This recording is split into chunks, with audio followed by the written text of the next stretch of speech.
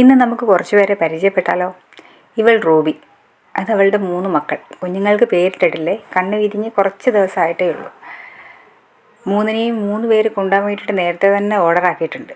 ചിന്നനാണെ അവരുമായിട്ട് ഒരേ കളി.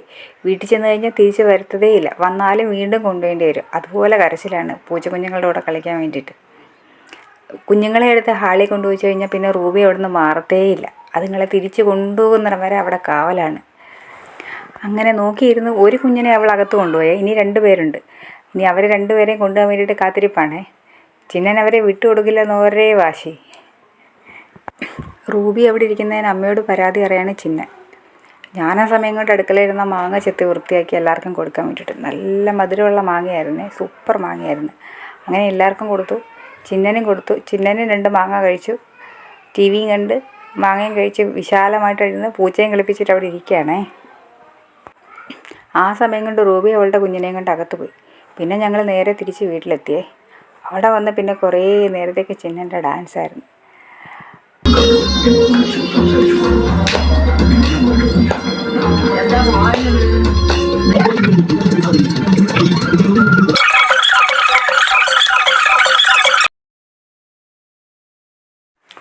അങ്ങനെ അതവിടെ കഴിഞ്ഞേ. ഇനി നമുക്ക് വേറൊരാളെ പരിചയപ്പെടാം.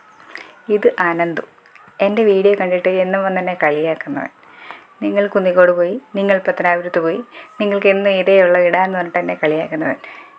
എന്തൊക്കെയായാലും എൻ്റെ വീഡിയോ കണ്ടത് ലൈക്ക് ചെയ്യുകയും ഷെയർ ചെയ്യുകയൊക്കെ ചെയ്യുന്നുണ്ട്, അത് വേറെ കാര്യം.